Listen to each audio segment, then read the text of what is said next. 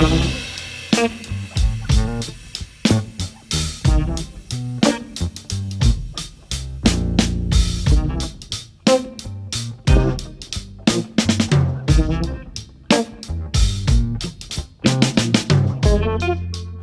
so I'm back here at Righteous Guitars in Alpharetta, Georgia, and this time we're back at the Boutique Guitar Showcase. This is a traveling show of curated boutique guitars from builders from all over the world. It's put on by Jamie and Roberta Gale, and this is actually my third time seeing the show here at Righteous. So we're going to play some stuff today, check out some cool guitars. Jamie's going to tell us about some of the builders and some of the instruments they have out on the tour. And this is their 6th stop of a 25-city tour all over the world.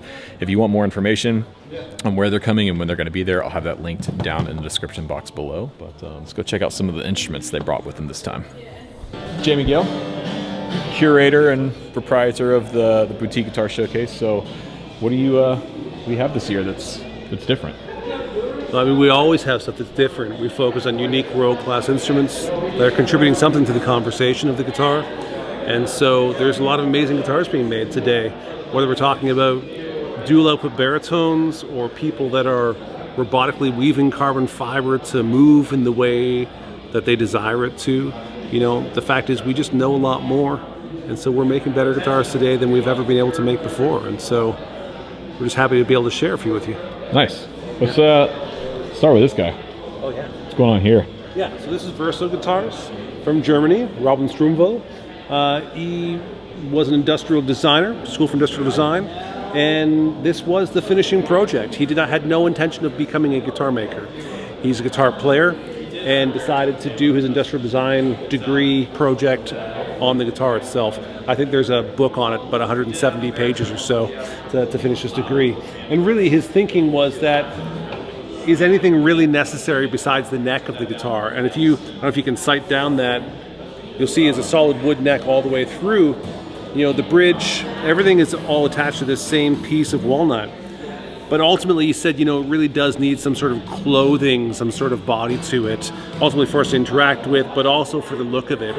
At first he tried, you know, he thought of a coat hanger and just draped something over it. Tried fabric, but fabric doesn't work very well for sound. He ended up settling on sheet metal, and once he did it, he placed the pickups on it and realized, oh right, these are just going to stick to it. It really wasn't part of his initial design, but it became a part of the big inspiration at that point. And so there's 2 magnetic humbuckers on this that can move to any position you want because they're literally just stuck to the sheet metal. So you can make a giant P pickup if you'd like. You can put it on an angle here for a sort of Telecaster sort of setup. I've even watched avant-garde players take it out, hold it in their hand as they finger pick and bring it sort of in and out. You know, really, you're the artist. It's up to you as to what to do with it from there. So that's Robin Strumvo, Verso from Germany. Nice. Yeah, you got to give it a try.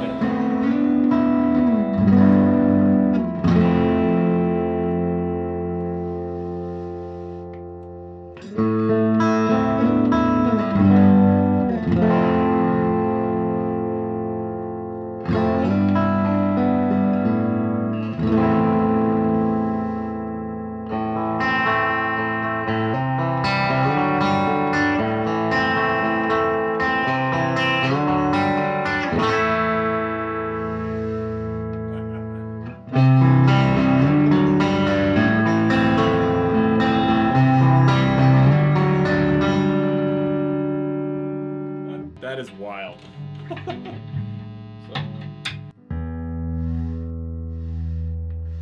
Oh my god, it's almost like a phaser. Check it out, like you can go.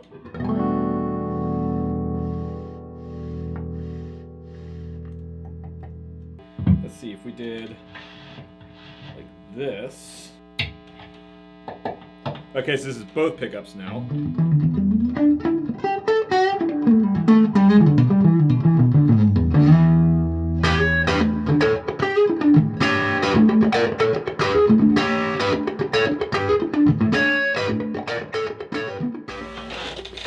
Alright, this thing is nuts. I've never played a guitar like this before. Actually feels a little bit more natural than you might think based off of the look. Like sitting here with it, it actually doesn't feel that different than a normal quote-unquote guitar. Being able to move the pickups around though is wild. I've never experienced something like that. I have to say, when I first saw it, I thought this was just more of a statement piece or an art piece than an actual guitar.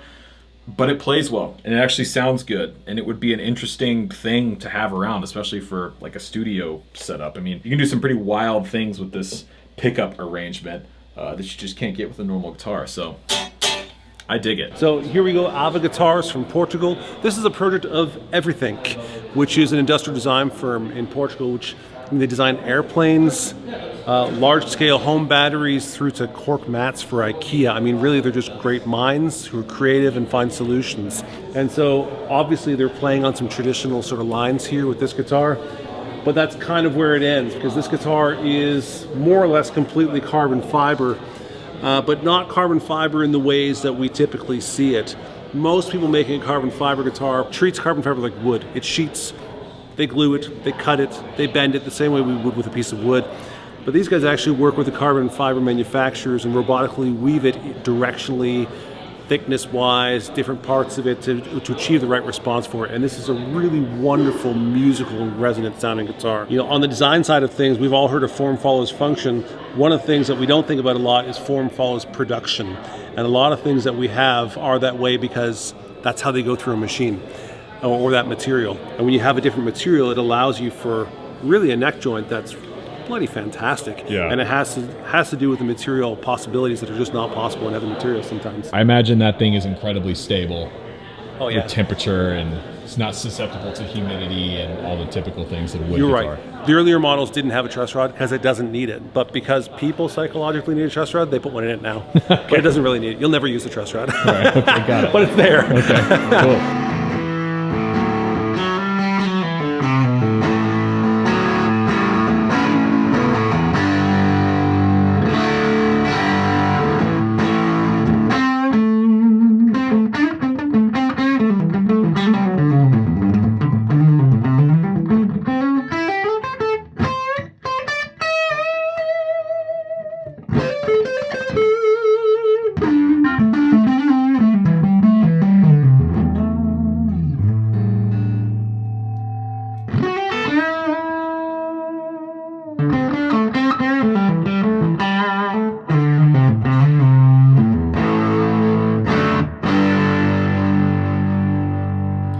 Neck joint on this feels incredible. The way they've sculpted this heel right here where the neck joins the body, it's perfect. It's almost like it's not even there. I mean, you can really get up here all the way to the 21st fret, and I don't believe there's any wood actually on this. The fingerboard is a composite material. Looks like the pickup rings and control plate are the same thing, but it's incredibly lightweight, and it's really, really resonant. I mean, like, especially if you dig in on some of these bigger chords.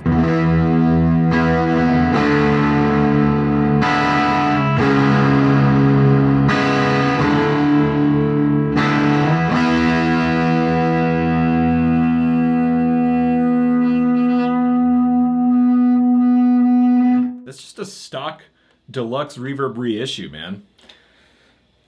This thing is pretty sick. So this is R. Robinson, or Robert Robinson from Chicago. This is an incredible instrument that is a spruce top with a walnut back and sides. This is actually a carved back, like an archtop guitar. It's carved from a solid piece, not bent. For those who don't know, most acoustic guitars are sort of bent around a radius set of sides, and you'll get a bend in the back, but it's a flat piece of wood that's been shaped around the edges, whereas this is actually carved from a solid piece. You'll notice here a really interesting neck joint that he does, where the cutaway is even further back from the neck itself. And the details, if you see his purfling line, how it wraps up around the heel and right down the other side, it's just so clean and so beautiful. You see he also chooses to have an oval sound hole, a different position there. Just really wonderful little details. Snakewood buttons, snakewood bridge pins, a really nice, clean, simplified peg head with a great little double R for R. Robinson icon top here, and fine little appointments like this small hammered metal here. And you know, that's really where luxury comes in. I mean, luxury is defined by the unnecessary, you know, and these are those fine little bits that you can get from an artisanal instrument. These instruments here are built to a vision that is uncompromised, and so really wonderful piece by Bob Robinson. Nice. Robert Robinson.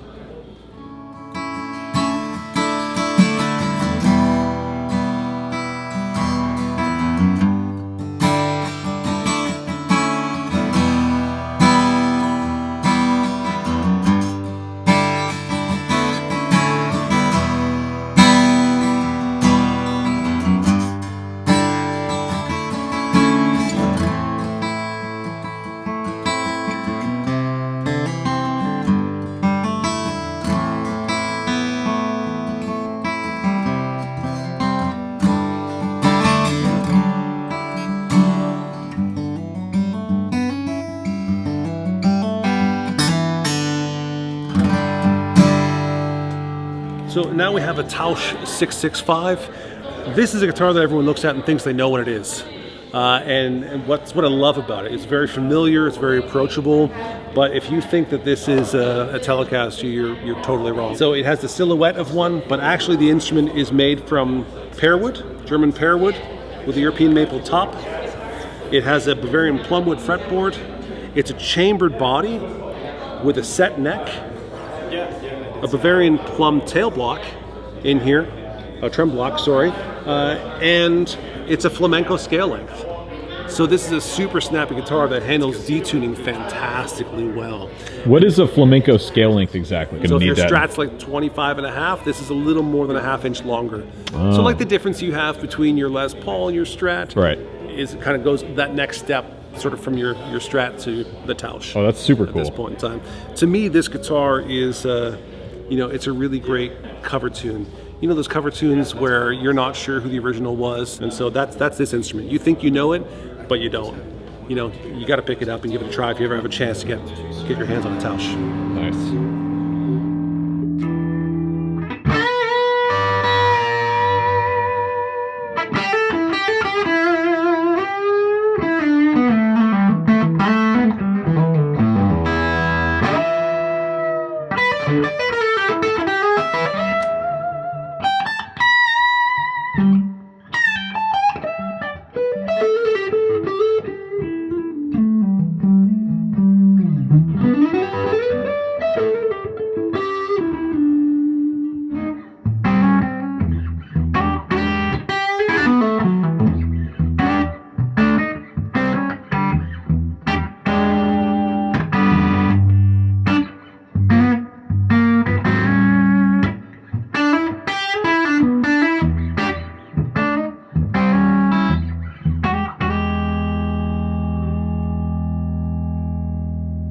Okay, this is the best thing I've played today, without a doubt. This guitar is right up my alley.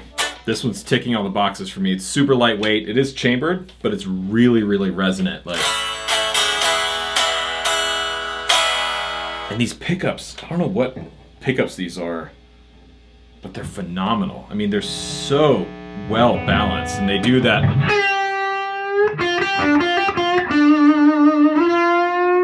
I need to put this down because I can't do another guitar right now. All right, so we have Veleno guitars here, the Veleno Ankh. Now this is basically a new old stock because Veleno, frankly, he's been dead already for a couple of decades.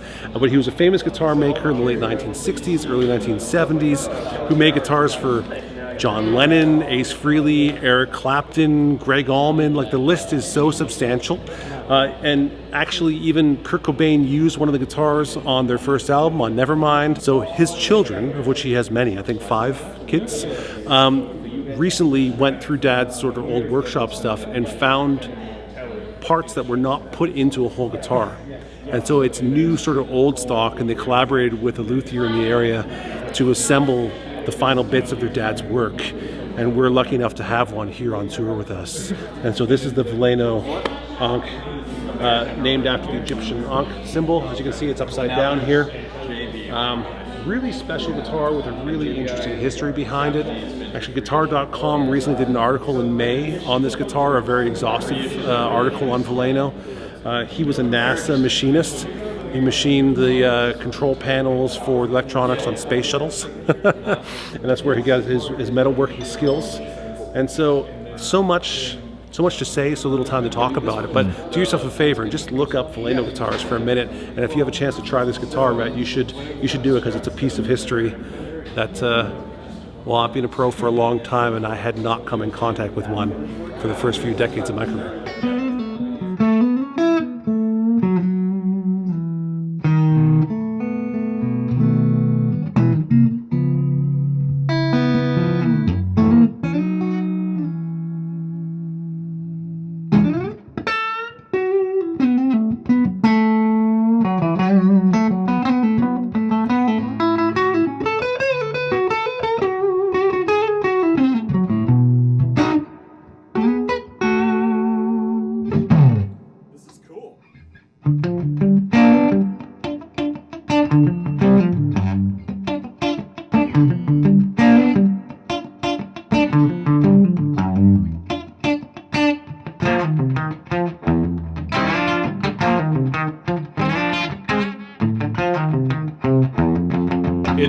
incredibly uncomfortable to play sitting down. Like, this is just digging into my chest, but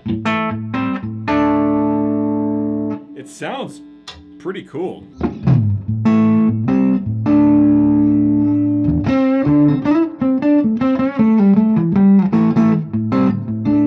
The machining and the fit and finish on it is just insane. I mean, everything fits together perfectly. And it actually sounds quite a bit different than I was expecting. I don't know exactly what I was expecting it to sound like. It's a bit more usable than I actually thought it would be. When you look at it, you think, oh, it's just it's kind of more of an art piece than an actual guitar, but no, it's got a cool thing. It's got a cool sound. It's not the most ergonomic guitar, I will say. Playing it sitting down is quite uncomfortable. This is just digging in to my chest. But it's got a cool thing.